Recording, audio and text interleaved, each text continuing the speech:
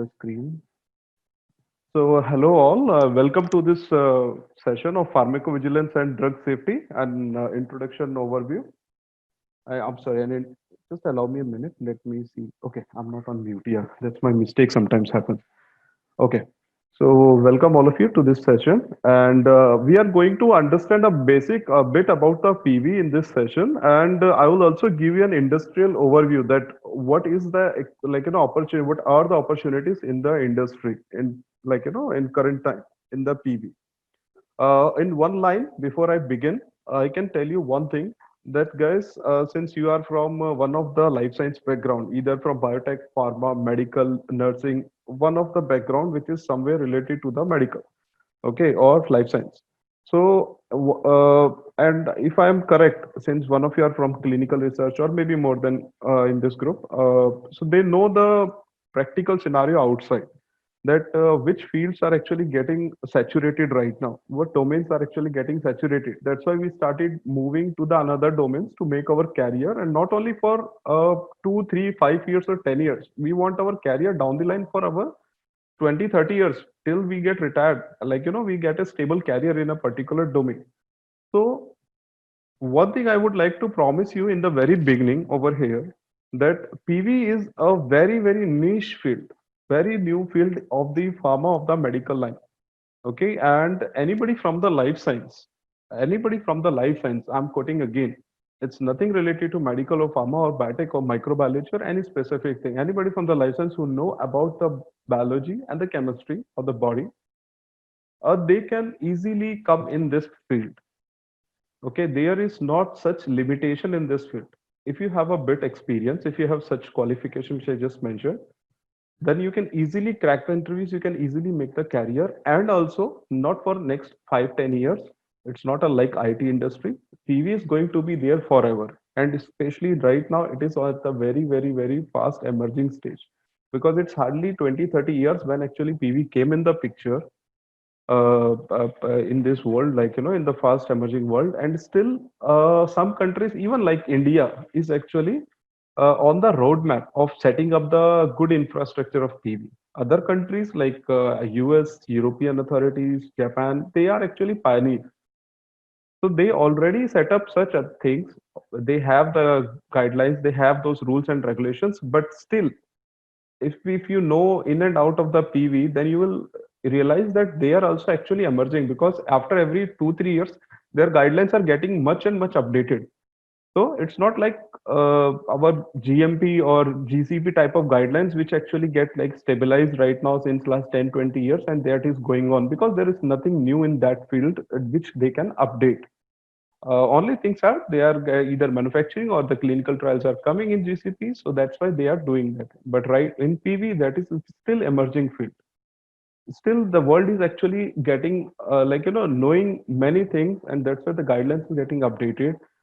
Since the rules are getting updated, the company needs to update their projects. The company needs to do the PV in the very new way again and again. Because I remember, I think 10 years ago when I actually came in this industry, the guidelines were very much different. But right now, I have to keep myself updated, because if I am not going to be update myself in this last 2 years, like what is actually happening, then I'm actually getting on the back seat. So now you can understand that this field is actually going very fast, but at the same way, it is emerging right now. It has a good capacity to take more and more experienced and well qualified people inside. There are every year many companies are getting in India many different projects. In even not only CROs or pharma companies, IT companies are actually piled up with this project. I personally am actually from the one of the IT companies. So, IT companies, they have this project. You can see, started thinking, why IT company, right? IT company itself, they have a life science divisions. So they have this life science divisions. They are getting outsourced project from big pharma companies, Merck, GSK, Pfizer. Now I can just name, and you can start thinking seriously. Yes, they are all actually putting outsourcing their PV projects to the different companies, and it's a big billion dollar project. And that's why this companies, Cognizant, TCS, Wipro, or Accenture. These are all IT, giants, but they have so many big projects from the license that they need the good people also in there. Not only pharma companies. Pharma companies is always there.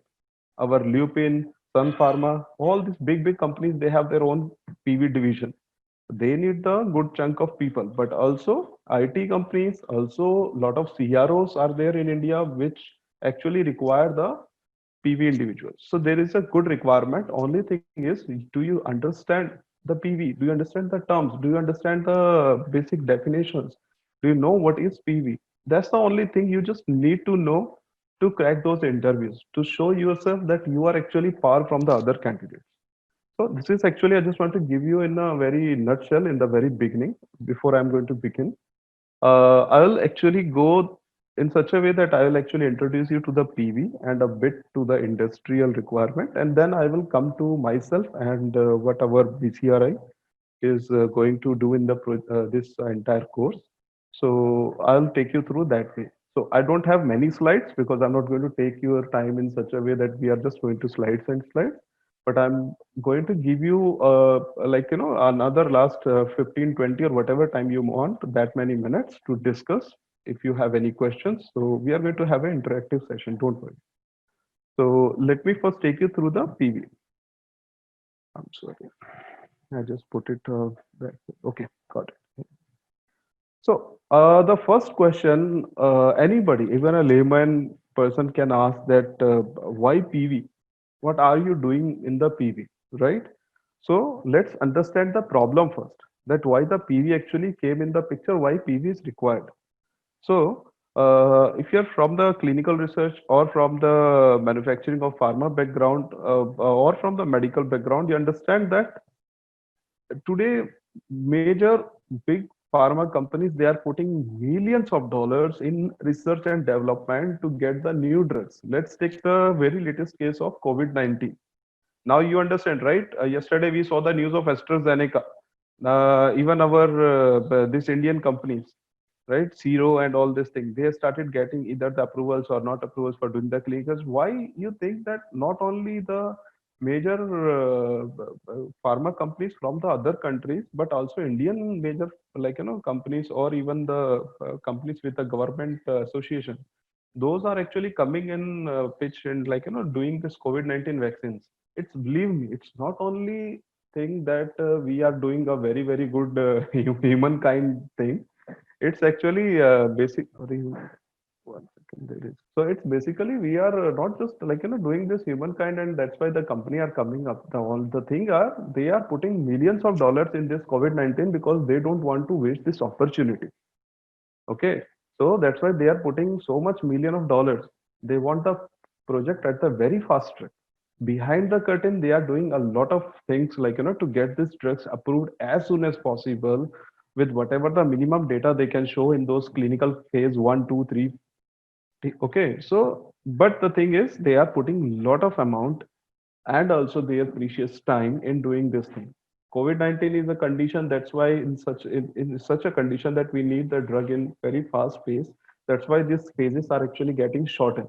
But in actual, when we go in actual drugs which are coming as per the normal phase, then this clinical trial itself takes 5, 6, 7 years. If I'm correct, whoever is from the clinical research, they can also say a few word if they want. So it takes that much of time. So now you can understand that that much of time for a particular phase in the drug development actually takes a lot of billions of dollars in that thing, right?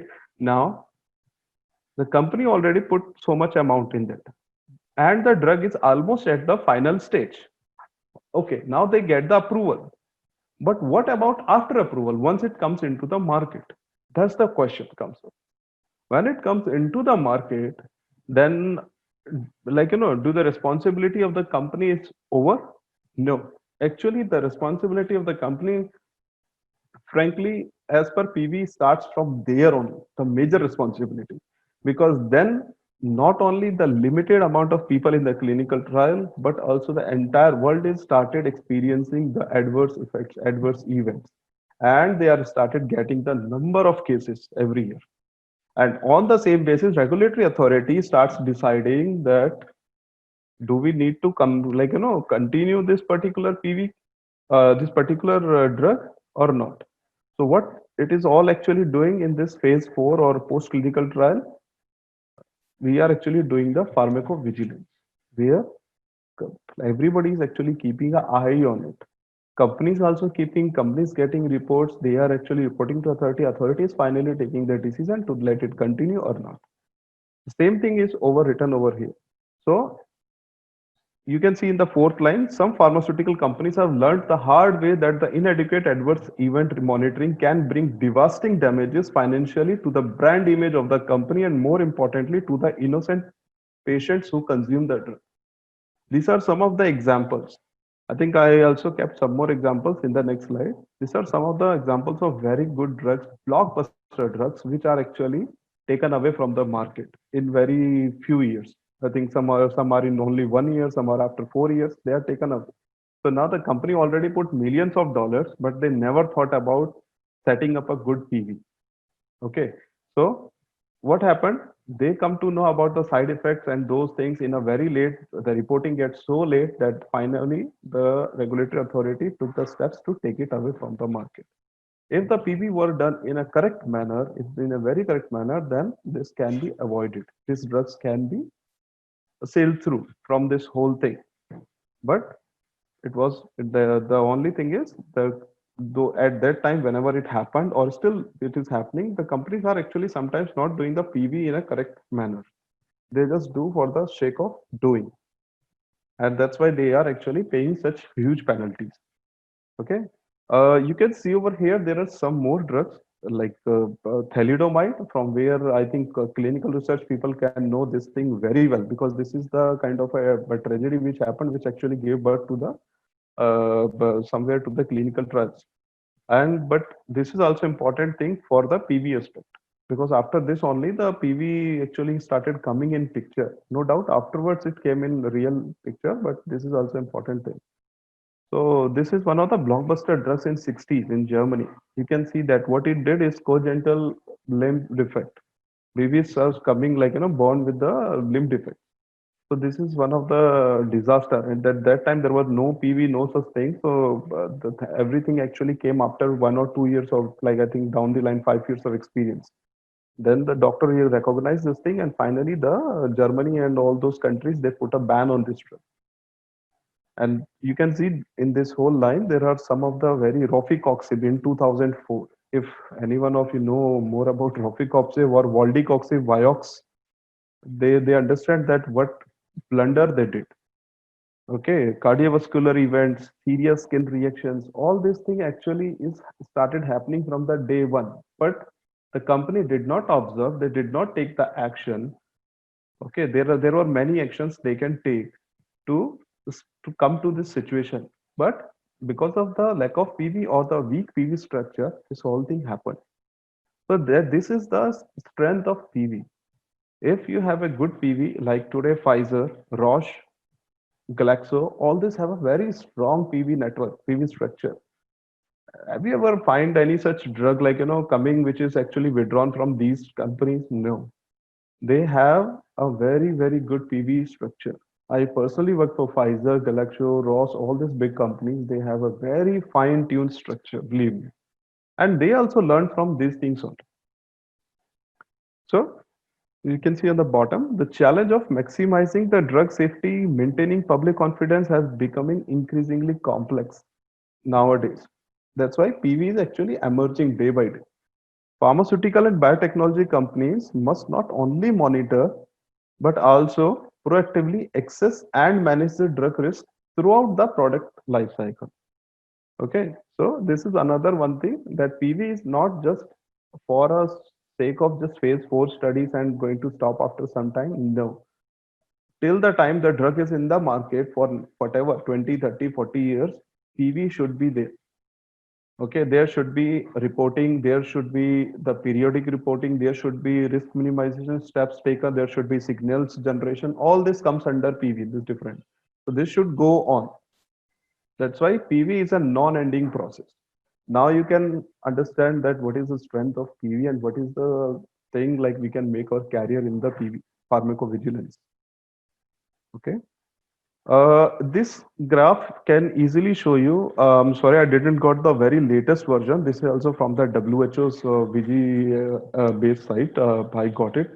It is actually a bit old, but I didn't got the recent, very recent data. So till 2012 only you can understand, and it is still like the curve is still going in the same way. There is not a like straight curve plateau came yet. So you can see that 1967, somewhere when the PV actually started by the WHO, there were hardly any cases. And now you can see that it's like 8 million cases. At least this is also 2012. Right now, I think it's in crores. The cases are coming every year to the VG base, that is our WHO main database from where around the world the cases are coming in that from all the drugs. Then only WHO can decide and tell that like this drug is actually okay, good or not, what action need to be taken. But this graph can easily show you that how the adverse event reporting is actually increasing, the cases are coming up, and that's why the PVs actually require ever since that time and still right now at the increasing pace. That's why every company needs a good infrastructure, good number of experienced people. Okay. Um, why is there a need for PV even after clinical trial? Okay, so the answer is in clinical trial, there are all these points are there. I'll just describe the whole thing. So in clinical trial, basically what we are doing is we are doing in a restricted population. All the research and testing and whatever our studies, whatever our findings is in restricted population. Either the healthy individuals in whatever the phase one, or the diseased individuals with particular disease or having comorbidities or having or taking the other drugs, but those are also limited population. Okay, once it comes into the market, then company also never don't know that who is actually going to use this medication. They put the direction, but they don't know, right? So, example, the drug is made for the old person, right? For our grandmother, grandfather, for their whatever the thinning of blood, example Plavix. But mistakenly, a young healthy person, he took that drug, right? Actually, it is not intended for him. He has a good blood and good cardiovascular system, going gym every day, but he mistakenly took this drug. Now, this is a blood thinning pill, right? Okay, what is going to happen to him? Definitely, it is not going to be there that nothing is going to happen with him and he's going to be fine. At least something is going to happen. It can be major, it can be minor, or it can be just for a sake of thing that something happened and the drug gets out of the body. But the drug was taken by the individual which is actually not intended to take. That is itself a big event because the company did not make the drug for this particular age group. Okay, and what happened after taking the drug, that is another event. From there the company starts learning. Okay, um, a very good example actually it comes to my mind, or and whenever I am teaching this thing, because that gives a very good sense of PV to everybody in the sessions, is a drug name Rivasio, and then the drug comes Viagra. Believe me, most of the medical people they know this drug. They know this drug, but the theory behind this, I can tell you now. Pfizer company created this or come out with this drug in somewhere 90s, and Revasio, that is Revatio, Revasio, or it's called as Revadio in the US, for the cardiac thing, heart thing. Okay, I'm not going very much in deep right now. Okay, that is an intravascular drug and hardly comes in the milligrams and as a IV. But after some time down the line, when doing the PV, they come to know that this is actually causing some erectile things. Okay, for the men especially. That is coming through the adverse event. That is actually an adverse event reported. And when this comes up all together, it becomes a strong signal that something is really fishy over here. And company They want to grab this as an opportunity instead of a side effect. Okay, so now the side effect actually become an opportunity. They did a bit of research, clinical trial, whatever, to show the things to the authority, and then as soon as the review is getting over, the patent is getting over, they put the new drug, the same drug with a bit of different strength, like 100 milligram, 200 milligram, 50 milligram, like that, the tablets form. For what? For the erectile dysfunction, and that is called as Viagra. And right now, Viagra is a blockbuster drug around the world. Same drug, multiple $1 million the company is actually earning. So sometimes the thing which we are actually getting to know, which is actually not known in the clinical trials and come to know about after the clinical trials in the PV, during the PV, actually is beneficiary for the companies also. Okay. And then let me just see one more point. Okay, tests in animals are insufficiently, that is preclinical time or the clinical very beginning phases. So that is also insufficiently predictive for human safety. However, we did for human safety in next phases, but still, lot of things come to know after the phase three, in the phase four. Uh, uh, Secondly, I think, yeah, most of the things I already covered. The last point, you can see that information about the rare but serious adverse event, chronic toxicity used in special groups such as children, elderly, or pregnant women. All these things are actually not done during the clinical trials. Okay, these are some of the special groups. Usually, that is avoided until unless the drug is specifically for these groups. But when it comes into the post after trials in the market, anybody, like, these age groups also can take by mistakenly, because there is no such restrictive environment. Okay, the drug for the as I told you, old person can be taken by a child or can be taken by an adult. So, and also the interactions. We know only limited interactions during the clinical trial. But when it comes in the real market, the people, whoever is taking, they may be taking with the other drugs, which are actually not there in the market. Sorry, which are not actually taken care during the clinical trial.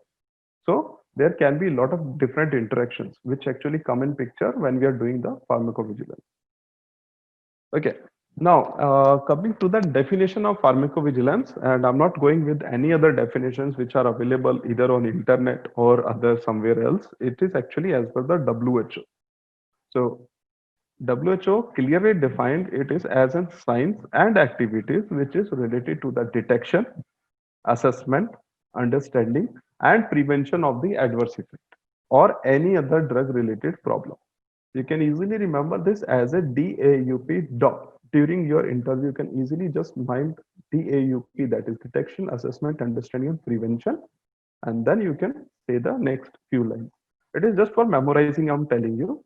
But for purposefully, just to understand this thing, we are actually, what we are doing in PV, we are detecting those adverse events. We are assessing those adverse events. What is the, level, if it is expedited case, if it is a normal case, if it is go as a serious way, non-serious, all these things we are actually assessing. We understand the case, what is the actual scenario, do the causality assessments, and then also during the risk minimization steps, we are seeing that how we can prevent, what is the risk benefit balance of this issue on our drug, and then we are actually providing the report to the authorities. So it's actually not one thing. We are actually doing a lot of thing in PV, and that's why there are many departments itself in PV. You start from one department, and down the line till you end your career, you will end up in very different department. But that is actually your learning curve in the PV. Okay. Uh, and drug and vigilance, these two terms, sorry, pharmacovigilance come from our Greek term, that is drug, and to keep watch on the drug, that is pharmacovigilance. What we, the definition actually, as I just mentioned in detail, if we see what we are doing over here, collect records, codes, ADs, ADRs, that is adverse drug events, adverse drug reactions. Also, guys, when we are going for a detailed course, we are going to see all these definitions in depth. We are going to understand those definitions. But this is since a quite quick session, so I'm not going very much in depth. But when we are going for the detailed course, is this all topics we are going to understand very, very deeply, so that you have your clear concept. And then analyze and assess the reports, promotes the safe use of drug. Okay, this we are like, this is going to be like, as the authority comes up, they tell the people that this is actually happening and what need to be taken care of. I think today only we come to know one thing. I just read in the early morning that our health department, Indian, they just told that now you have to do your this yoga and take that haldi and milk, this thing, Chyawanprash. So whatever, this is a public safety. Whatever it comes, they are actually telling you as per their understanding. So that's how the authorities comes up with the drugs safety also. Creates appropriate structure and means of communication need to perform. Okay, this is also PV provides a good platform to for a communication of any such adverse events happens or how to tackle it. Then there's appropriate assessment that I told you that there are many things actually that need to be done to assess those cases and then putting the serious, non-serious cases. Also, if it need to be reported expeditiously, not all these things. Okay, let me quickly take you through the drug life cycle. The you can see this first this line over here. It is actually separating the two main phases, that is preclinical trial and post-clinical trial. Okay, that is after the marketing authorization, when it comes into the phase 4, which is also called as pharmacovigilance post-clinical trial. In that, we are actually doing the PV. However, I would like to tell you one thing that PV starts as soon as the drug comes in the phase 1 of the clinical trial. Okay, that is very important. How? I'm not going again very much in depth because this is again a point of discussion. There are some reports which need to be provided by the clinical trial team to the authorities, to the insert review team, insider review teams. All these things need to be happen on timely basis. That is actually a PV, pharmacovigilance. So that also started somewhere in clinical trial. But yes, majorly it started happening once it comes into the after the post clinical trial phase. Okay, in the post-clinical trial, you can see that this small circle is just showing few things. Actually, there are a lot of different things which need to be done. But you can see that it is an ongoing continuous monitoring of drug safety and performance. So there is no stoppage like clinical trial. After 6 years, the project is going to over. You need to go into the another project. This is actually ongoing thing. Okay, this is going to be an ongoing thing. There are different reports, individual case safety reports are actually coming up, periodic safety reports coming up. Also, RMP we need to do, signal detection we need to do. Okay, there are another different concepts which need to be done during this entire PV cycle. So even a single case need to flow with multiple different stages till it reach to the authority. And after that also, it's not just done, but after that also PV need to be done continuously for that case. Okay. Uh, do PV needed in every country? The answer is yes. Yes. Right now, PV is actually required in most of the countries. I can't say all the countries because there might be some small mini countries like very micro countries, I can say, which may don't have which may do not have those authorities or infrastructures or doing all these things. Maybe I'm not quite sure, but majority of the countries, especially the European, our Asian countries, or American countries, they all are doing this PV. So there are a lot of scope.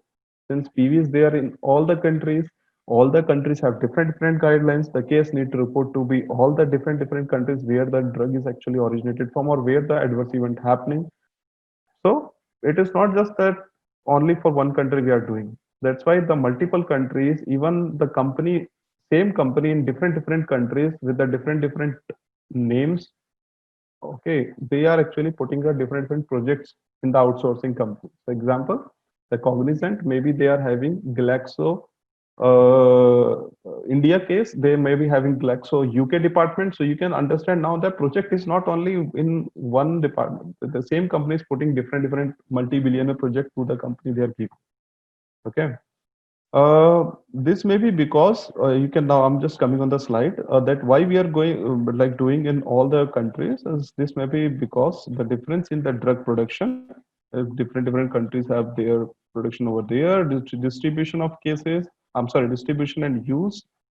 Okay, and then pharmaceutical quality and compositions of locally produced pharmaceutical products, and then there's also use of non-orthodox drugs like herbal remedies in some countries not, and data derived from within the country or region may have a greater relevance and educational value and may encourage the national regulatory decision making. Okay. Uh, okay. Yes, this is another important thing that when we are going in the description of our course, we will also touch all these points in a detailed. For now, in a quick way, I can tell you that there are a lot of partners or stakeholders in PV. Okay, this is not just an in silo project. We are actually interacting with government, authorities, other pharmaceutical industries, hospital, academia, medical and pharmaceutical associations. There are many associations like IFMA, FPA, Pharma, that is from the US, HCPs. We are actually interacting. The patient consumer are always an important part of it. Media, WHO, UMC, where the cases are finally going. ICA, GCP putting up the guidelines. So there are many stakeholders in the P. Again, in a very nutshell, what to report, you can see that a lot of things to report. Even like let me begin from the very first. So abnormal test findings, any hypersensitive reactions, drug interactions, antimicrobial resistance, worsening of underlying disease, that is all are these are reportable. You need to report this. Lack of efficacy, the drug is not working for me. What kind of drug you have? That is a case. Suspected pharmaceutical defects, overdose, drug abuse, drug dependency, drug misuse, medication error, even exposure during pregnancy. The drug is actually not supposed to give to the pregnant woman, but it is actually given. So it is a case. Okay, occupational exposure, off-label use, all these are cases. So you can see now that what to report. There are a lot of things to report. That's why in and out daily, many cases are coming up to the company. Okay, now let me quickly introduce to the different departments. So these are major department name I have kept over here. However, inside these individual departments, there are multiple sub departments are there in which you need to work in the PV. So there are safety case processing and medical review center where the cases are actually get processed, reviewed, all these things. Global safety reporting, which actually more also doing the reporting of the things, cases. Safety medical writing, aggregate reporting labels, they are basically compiling the cases, writing the cases, making the dossier, submitting those things. Another thing is SOPs, quality standards, metrics. This is like a administrative PV work because this is very important from the audit perspective. This is also need to be done. QPPV is basically mainly in EU. So if you are dealing with any EU company, so you may be dealing with QPPV related person also. So that is also supporting those QPPVs. That is also important. Or if you are from the EU, then maybe you are doing the QPP work. That is a major, big work. Signal detection, risk analysis. These are another two different departments actually. Risk management department. Signal is another big department in the company. Safety system database, that is actually kind of a IT related, that is mostly database related work where as per the authorities you need to update those databases and all those things. Okay, so there are many departments, but also this is only major department. Once we are in the course, I will show you the big list of departments, things which you can easily see and at least decide that okay, it looks that I can try in this, or in the future I can go with this to this. That's all the things actually I'm usually describing to my students, that from where we need to start, where we need to go, and what path is the thing which we can follow. Okay. Uh, Now, all this thing, whatever I'm telling you, is actually from my 10 plus years of crude experience in the pharmacovigilance. I am actually postgraduate certified in clinical research and pharmacovigilance. Overall, I have 14 plus years of pharma business experience. Apart from EV on also, I have another pharma business experience. I played many roles in this entire career. From the team lead, that is the very initial role when I started handling the teams and doing all these projects, to the project managers, delivery leads, client relationship managers, then also PV trainer. That is another side roles I usually handle during my all this entire tenure. Okay, and apart from that, I'm also connected with BCI Institute from last many years. So doing all this thing, all these courses. So don't worry, you guys are in safer hand. And I worked in pharma companies, CROs, and IT companies, especially in the life science domain. These are all the departments where actually I had my expertise, or somewhere in my during my this last 10 years I worked and got experience. Case processing, different type of cases, literature reportings, and during which we are actually dealing with the authorities, aggregate reportings, when we are like, as I told you, that there are like those PSUR speeders and all these things. Narrative writings is a very important part. Signal reporting, RMP, risk minimization department. Quality, I personally handled two, three different projects where handling the SOPs, CAPAs. I'm not sure if you understand the term CAPAs. Then there are PV agreements, all these things for the big companies. We are actually handling all those projects. And then QPPV support, that is also I did in my initial days, where I worked as an RPPV and supported the QPPV in EU. Most of the things, I am also, guys, I'm also certified from the EMA, that is European Medicine Agency. In the XDVMPD, that's another domain. It's between the PV and the regulatory authority work. I'm also worked as a PV trainer in industry, also with the BCRA from last many years. So this is entire my crude experience in the PV. Okay, now one more thing, as I told in the very beginning, just going to repeat this thing before I'm actually going towards the end of this lecture. So why it is an emerging field? It is a very new domain. In 1919, somewhere it came in picture. By 2010, it actually get into the picture very much. But as I told you that somewhere when I started, or 2008 9, I remember somewhere in that when I get into this industry, it was a thing that it was a bit very at the niche stage. But now also in 2020, it is not yet finalized, or this is the final thing. It is not that way. It is still every year we need to update ourselves. So it is very much growing. Entire drug life cycle, as I told you, that it is covering the entire life cycle since the clinical trial time, phase one, till the end of the life of the drug. This PV usually goes on. There is no stoppage of this particular domain or for a particular field. Okay, hundreds of pharma companies, CROs, IT companies, they need every year handful of people. I'm sorry, heavy requirement of more than what I can even tell you. That many people in this industry. Uh, Reason being, they also need experienced people. Even if you're 1 or 2 years experience, that is you are actually worthful resource. But somebody who's very new, they need to put a more time, effort. That's why they sometimes think, or you may end up in some very niche or new companies, okay, where you maybe struggle a lot. Okay. No saturation near future, as I told you, that entire drug life cycle, and it is very at the very beginning stage. So don't worry, there is not going to be any saturation. Even after this 10-12 years, I am thinking for a very long path right now in PV. So it is a big career in that. And there are various subdomains. As I told you that there are many subdomains. I think one of the slide I have kept over here to show you that there are many subdomains, many jobs in different departments. Okay. We may go with these, this is a basic structure of our course. Somewhere we go, we understand the history, introduction in our courses. We also understand the overview. We also understand the definitions. In the basics, we are going to cover a lot of things.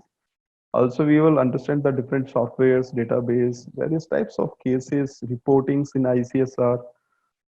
We will do the aggregate reporting, understand the signals, RMPs, risk minimization, quality system. We will understand worldwide. regulatory guidelines, authorities, we will understand, and also the recent developments. What are the opportunities in India and the abroad? We'll also discuss that. Also, I'll actually cover always many cases so that you always be on the par while you're actually going in the industry for interviews, so that they recognize you not as a fresher, they recognize as you as an experienced individual, because you have as much as knowledge as a 2 year person can have or a 3 year person can have at least. Apart from that is as per your reading understanding. Okay, then there are narrative writings also we are doing along with those cases. Okay, and many other things we are doing, which I even don't remember right now on top of my head. But when we had started doing the structure courses, it automatically comes up in that flow. Okay, apart from that, job opportunities in PV around you. I told you already many times in during this session that this is never non-ending field.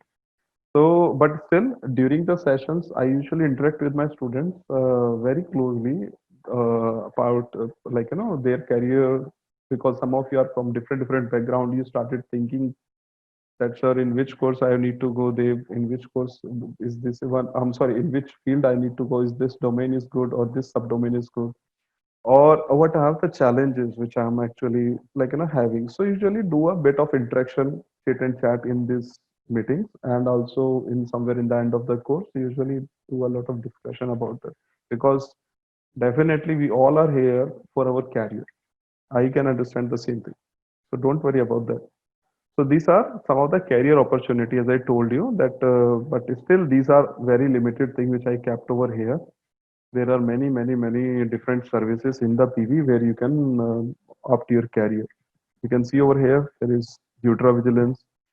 I'm just going from right side to left. Development in adjudication materials, that is somewhere judiciary type of materials. Clinic, again, I'm just going very easy terms instead of that deep down terms right now. Literature monitoring, media monitoring, safety database I mentioned. Call center is not a normal call center, what we are actually have in our mind. This is basically adverse event reporting call center. People are having a handsome salary, a very good knowledge about PV, then only you can have sitting in this thing and understand the case right away, answer those things. Uh, Case reporting, case processing, then adverse event product complaint management. Those are all again software based. You have to do the case processing, causality assessment. You have maybe in the aggregate report, if you are there, then you have to day in day out the many reports you need to prepare. And then the safety signals department is there. Narrative writing is another department. So again, guys, I welcome you to this great course for your career, and we are going to start our live class very soon. You can enroll yourself as soon as possible. I'm going to take a pause over here. Maybe you have questions in your mind right now. You can just keep asking.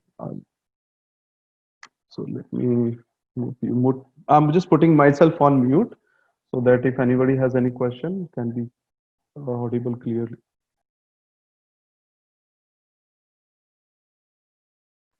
So guys, feel free to ask any question. Don't worry that it is going to be a stupid or it's going to be a smart, clever question. Don't worry about that. It's your career, your decision, and it's your session. So ask openly. Don't worry about anything. Whatever you think, whatever you like. Okay, so I'm here. I'm just putting on my mute.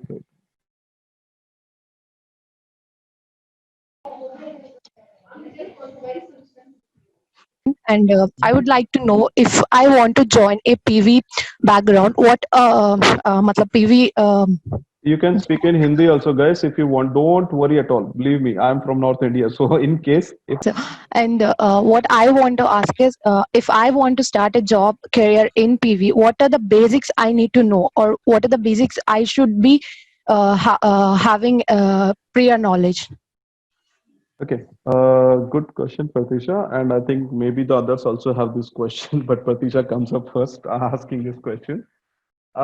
See, if you are from the pharma background, or also the other persons who may be from the other background having the same question, uh, the basics which one should have is the knowledge about the body. That is our pharmacology, I can say in the pharma terms. or anatomy in the medical terms, in that way, and also a bit about the body chemistry. That is the very important thing we should know. Reason being, when we are started dealing with the PV cases, then we have to know that what kind of disease the person is actually having. Then only can do the causal analysis or the case processing or the understanding of seriousness of the cases. Because anybody from the other background, they don't know about the body, they don't know about the cases. So that is the very important thing they want from there. Okay, there guys, there one thing, there may be some departments which really one or two departments which really just need the medical person like a MBBS MD, but that is again a very top level departments. I can say top level in sense that where they need to do the final assessments. Okay, so but all the other departments, they either need the life science people, anybody from the different backgrounds like microbiology, biotechnology, pharma people always get a like good opportunity in this, because somewhere pharma and medicals are they are also, they know more better about the ecology and the pharma chemistry, all these things. But still, believe me, I worked in this last 10 plus years. I met many team members or many associates, many colleagues who are actually from the life science background, some from the BSc, some from the microbiology, BDS, BHMS, all these are there along with me working. Okay, so that is somewhere I can tell that not only pharma but all everybody has has a good career in this. Coming back to the same question, that the basics which we need to know is our body understanding is good, should be good. The pharmacology is a very important part in PV when you're coming up in. Okay, in this course also, we maybe in the beginning, I will try to give a quick session about the drugs, different systems, body systems. So even if somebody is not from the pharma or the medical background, they can have a bit of good understanding so that they can crack those interviews. So pharma and medical people, don't worry, you guys are very safe in this field. You just need to complete your pharma studies or the medical studies, or life science people have to complete their studies with whatever the good numbers, and should have a practical knowledge about the drugs, about the body things, about the different disease. That is a bit required. Again, don't worry, don't go in very much detail on these things that I want to go in the PV, so I need to understand all the disease, all the things. No, don't worry about that. Even a single, sometimes in the interview they just ask you about the single particular set of disease or set of system. Example, you are just focusing on cardiovascular system, they will ask you about a bit about those things. Just know about some drugs, those things they need to ask you. So again, I'm just going a bit that what you need to know. Okay, if I answered your question correctly. Otherwise, let me know again your question.